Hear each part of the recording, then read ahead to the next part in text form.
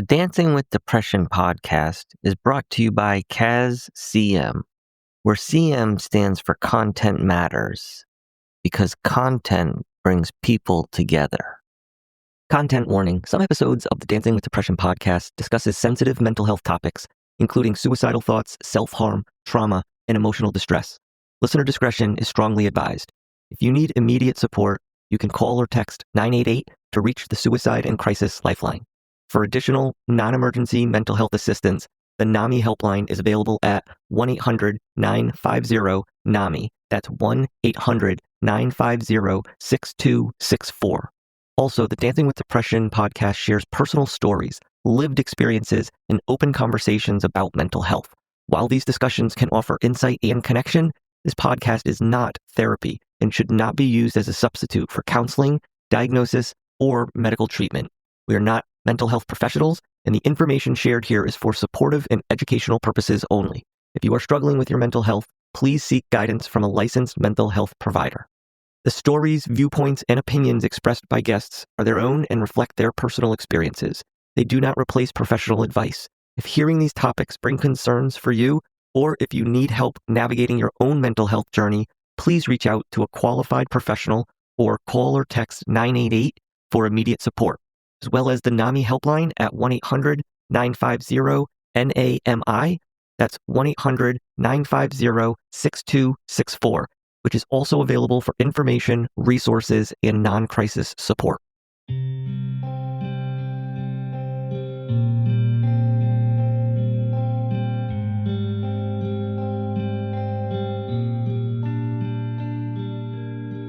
Before we get into this episode, I want to be clear about something. This isn't a story about failed relationships, and it's not about blaming the people I dated. It's about patterns I didn't recognize, needs I didn't honor, and the quiet ways we can lose ourselves while trying to make something work. For nearly a decade, I didn't date at all, and when I finally did, I moved through relationships believing that time, effort, and good intentions would naturally lead to clarity. What I didn't understand back then was this: experience alone doesn't equal growth. Awareness does. What changed wasn't the people. What changed was being guided, not fixed, into understanding myself. So, if you've ever felt behind in life, if you've ever ignored red flags because you didn't want to be alone, if you've ever stayed in something long after your mind, heart, or body was trying to leave, you're not alone. Before we go any further, I want to offer a few questions. You don't need to answer them right now. You don't need to figure anything out. Just notice what comes up as you listen. As I share my story, see if any of these feel familiar. What patterns have shown up more than once in my relationships? And how have I contributed to them? Not with judgment, but with honesty. Are there needs I tend to minimize or explain away to keep the peace? And what happens to me when I do that? When I've ignored red flags in the past, what was I afraid would happen if I listened to them? Do I see therapy or support as something that fixes people or something that helps guide understanding? Where did that belief come from? What would it look like to believe I'm worthy of walking away from something that isn't right for me, even if it isn't bad? And am I choosing relationships based on familiarity or alignment? Keep those questions in the background as we move forward. Welcome back to another episode of the Dancing with Depression podcast. I'm your host, Adam Turner. Up to this point, I've shared parts of my mental health journey, childhood experiences, medication, therapy, and the quiet battles we don't always see coming. But today, we're stepping into a chapter I haven't really unpacked publicly: my relationship history, or the lack of one. This isn't about retelling old trauma It's about understanding how the experiences we avoid, ignore, or don't fully process shape how we see ourselves, how we love, and how we struggle. And for me, that story really begins with a long pause. See, once I entered college, dating stopped completely. And instead of learning relationships in real time, the way most people do in their late teens and early 20s, I stepped away for an entire decade. I wasn't incapable of connecting, as proven by the strong friendships I built during that time, most of which I still have 30 plus years later. So I didn't avoid intimacy or vulnerability on purpose. I just wasn't mature enough yet to understand them. And in that, I missed out on experiences that might have helped me grow sooner. At the time, I told myself I was avoiding drama. What I didn't realize was that I was also avoiding growth. And that decision followed me longer than I understood. Looking back now, this is where the pattern quietly began. Fast forward 10 years, everything shifted. So what the heck happened at 28 that led me to date after a 10-year hiatus? Well, the first thing that stood out was my confidence.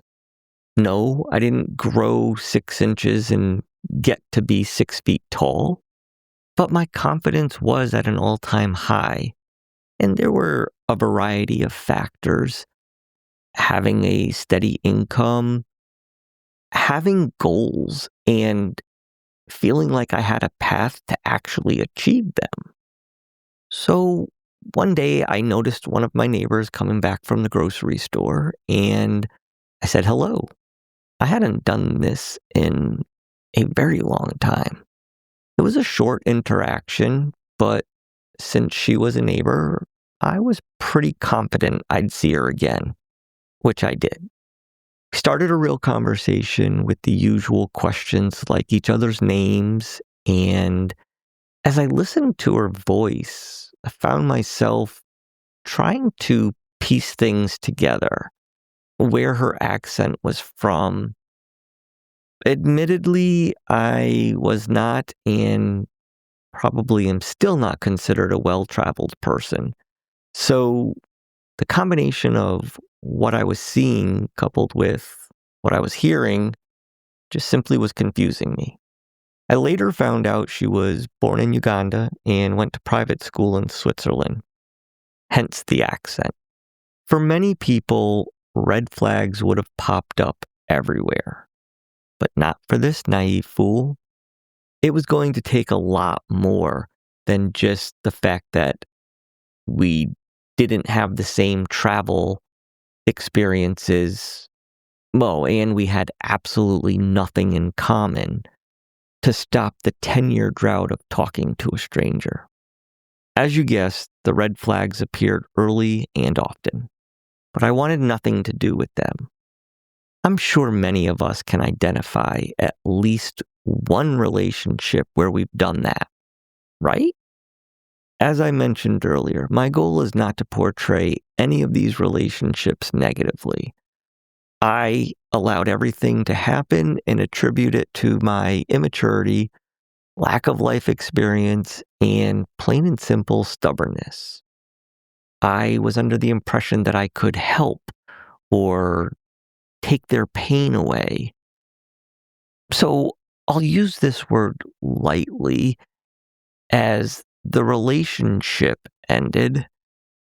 Well, at least for me, it ended after 2 years. For her, I think maybe it lasted a couple of months. And because life has a sense of humor, my next relationship started 10 feet away with the neighbor on the other side. I couldn't make this stuff up if I tried. To say this relationship was better, there's definitely truth to that, no doubt. However, the consistent challenge was me. She was a new mother who had left the state where father still lived. he had made it very clear to her that he wasn't going to be in the child's life. I remember thinking, like, what kind of jerk does that? But nobody's perfect, and again, I was 30, but still operating with the maturity and life experience of an 18-year-old, so who was I to judge? It wasn't hard to see that I wasn't the father of the child. Her mother was Arabic and Irish, and my skin tone would probably best be described as Casper the Friendly Ghost. There were so many challenges within the relationship. The biggest being that I, again, wanted to help, make things easier or better. And she wanted, and thank God she did, the complete opposite, which was to do it on her own, to prove she didn't need a man to raise her daughter and or take care of her. At the time, my immature self couldn't grasp that. I truly love bringing this relationship up because she was honest with me, and her maturity and understanding protected my heart from shattering for eternity. If not for her, I truly don't think I would have opened my heart to the most incredible person I've ever met in my life, my wife, Bobby. By the time the third relationship came around, you'd think I would have learned something from the two previous, right? Well, I still had a little more growth to go before that happened. Seeing as how I was now an expert in being in a relationship with a young kiddo, I decided to do it again. Surely, I could take some of the valuable lessons learned from the previous relationship and add value to the next one, right? Well, I'll let you be the judge of that. I met my next girlfriend through work. At first, we were just friends, and she had shared that she was in the middle of a divorce, and so I knew to stay in my lane, and I did. She shared that papers were filed. Nope, all set. The court dates were set. Still not enough. Then the word of the official divorce. And I said, okay, now we can see if there's something there. In that time previous to her officially being divorced, I learned a lot about her previous relationships, her work experience, travel, the service in the army, and why she felt her marriage didn't make it past a year. To me, it sounded like we need to get married because I'm pregnant situation. But that's just what I gathered from what she shared. The important thing was that she seemed happy, and I knew I did the right thing by not getting involved with someone that was married. But there were things I noticed in the relationship that I hadn't noticed in the previous ones. Things that were important to me seemed to be missing. Things I'd seen in successful relationships like communication, family involvement, consistency. I found myself questioning. I remember thinking to myself, like, we've been together a year, and I've spent time with you and your daughter only twice. We go on vacations, and it's just the two of us.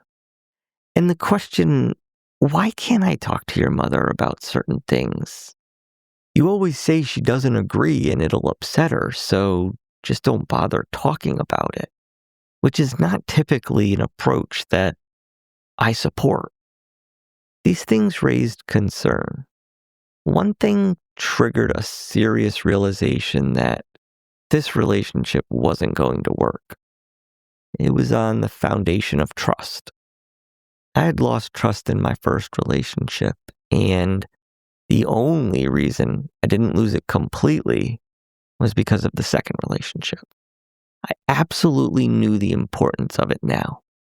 So, when she mentioned she wanted to visit a friend in Texas, I not only saw the red flag, but I was also convinced the relationship was no good for me and was going to end. Why? Because when we were just friends, she told me about her ex and that they were on again, off again. One that lived in another state that she shared very openly about her undeniable physical desire for him and how that desire was the reason they stayed together as long as they did. And the only reason they weren't still together was because he moved. Even now, I'll never forget how she described that intense connection and how unsure she was that she could resist being physical with him if they were to see each other again. So, 3 months into our relationship, when she asked to visit him in Texas, and I think forgot she had told me all about this, she was confused about why I hesitated to, quote unquote, give her my blessing and send her on her way.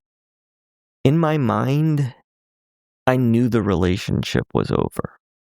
But I think because she didn't actually end up going and I was weak, the relationship continued for another 5 years.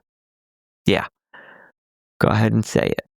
What in the actual F was I thinking? How?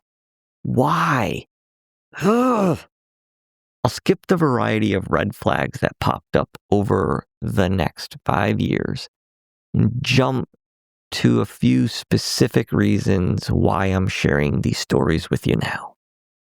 She had asked me to attend couples therapy to work on our relationship and improve communication. We were maybe a year or two into the relationship, and my track record of wanting to fix things made it feel like she cared and like it was a good idea. So I was tasked with finding a local couples therapist who had evening availability.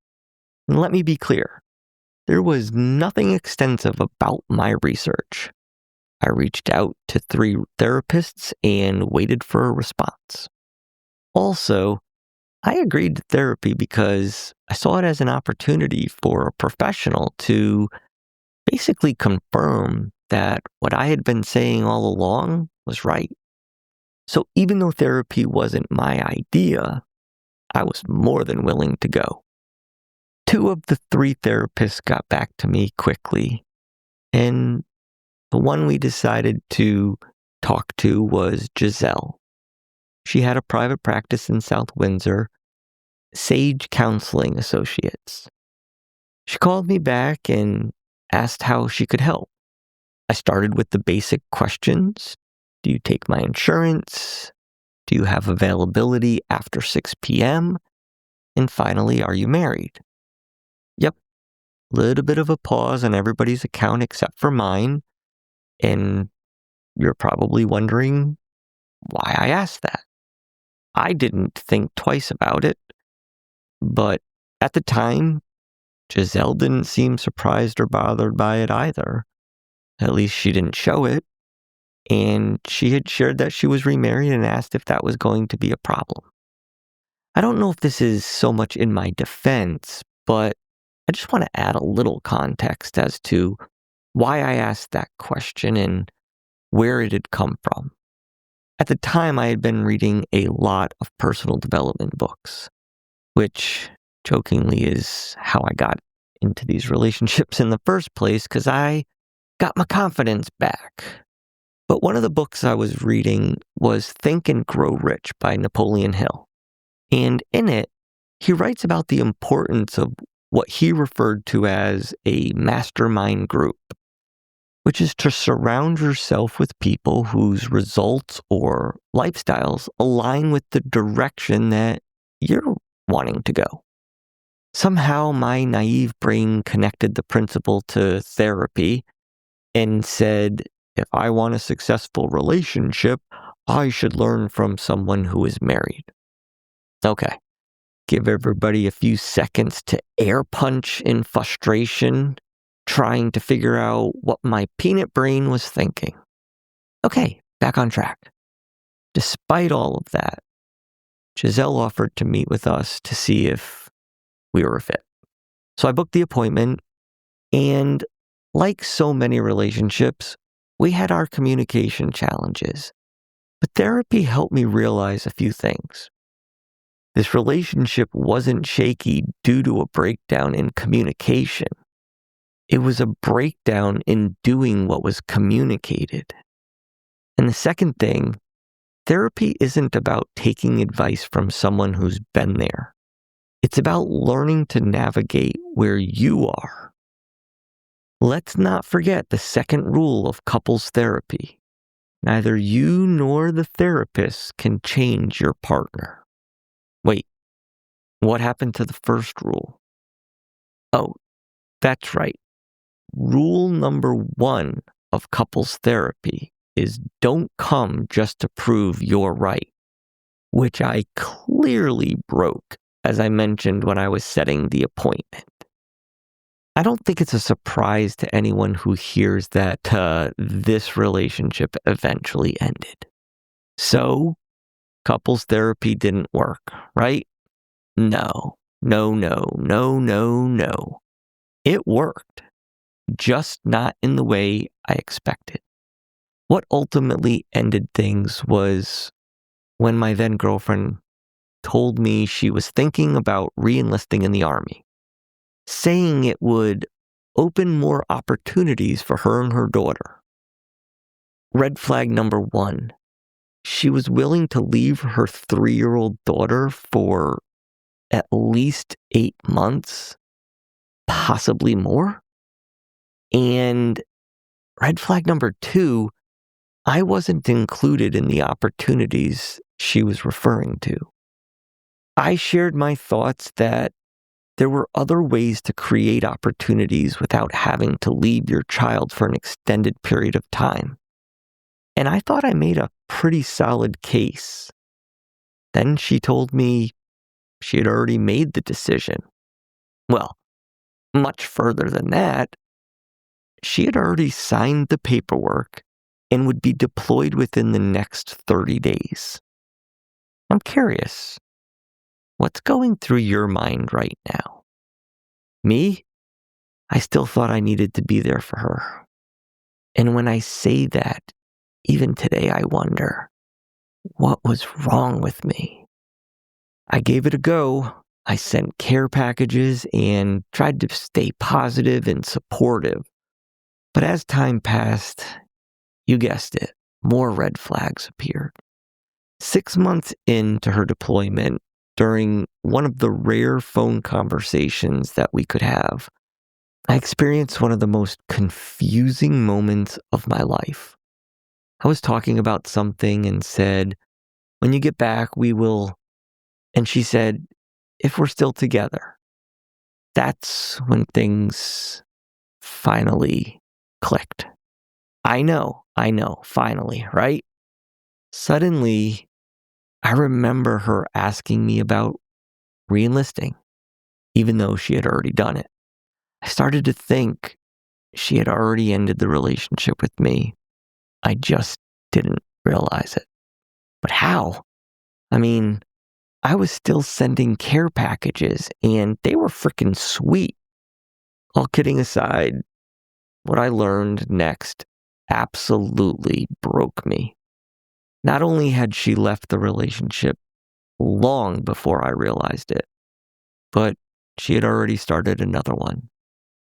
When she had originally told me that she was going to visit friends in California during her 2 weeks off, and the reason being was to reduce all of the travel and provide her more time to relax and not to bother traveling out there to join her, I ended up finding out she came back home. And for those 2 weeks was in the very state that I was at. And I had no idea. For me, I was just lost.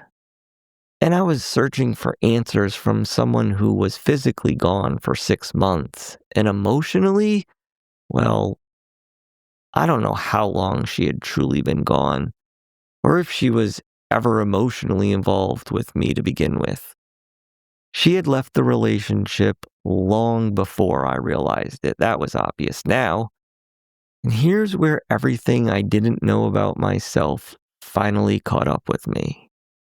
When the relationship ended, or honestly, when I realized it ended, I crashed emotionally. The loss wasn't about her. It was about so much more. It was about 10 years of skipped relationship experience suddenly hitting me all at once. It magnified insecurities I had been carrying for years. And even though my depression didn't start with these relationships, these experiences absolutely intensified.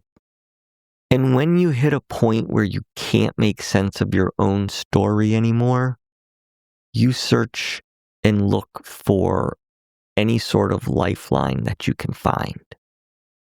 Thank goodness I made one call. The phone rang once. Giselle picked up. I don't remember what I said or if I even made any sense. But before we hung up, she scheduled time to talk with me. I didn't know what to expect, but I knew one thing.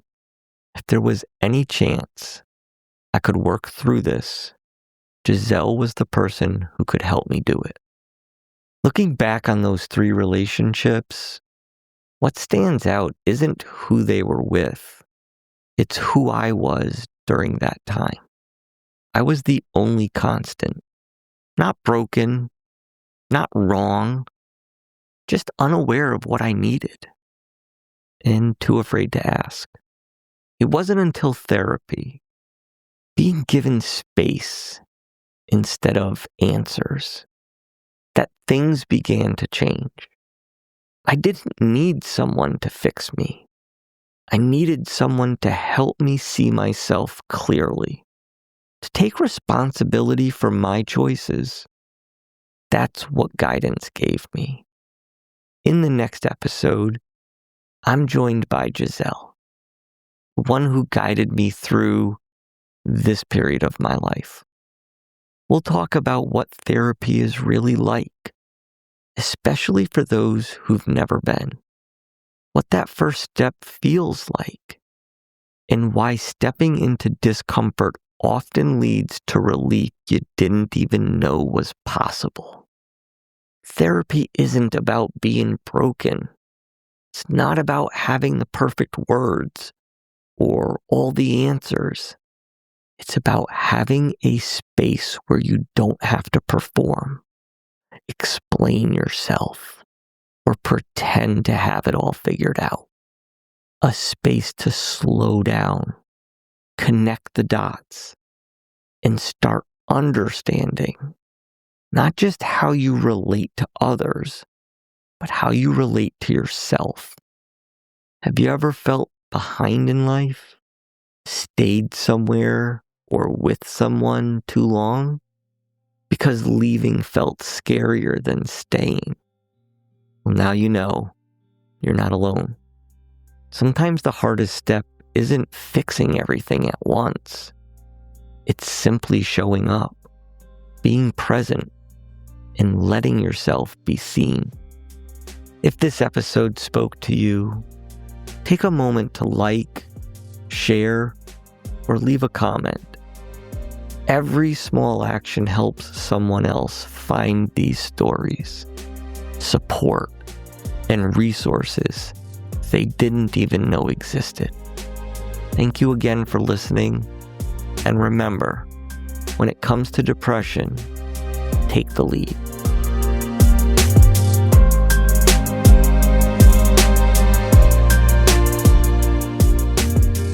Thank you for joining us on another episode of Dancing with Depression. There's a saying that hindsight is 20/20, which is often used to describe the phenomenon of being able to see things more clearly after they've happened. With that in mind, I encourage you to reflect back on past experiences in an effort to better understand your now. Also, I invite you to share with me your comments, thoughts, or personal exposure to depression. You can email me at dancingwithdepression@yahoo.com. Until next time, keep moving forward, and when it comes to depression, remember to take the lead.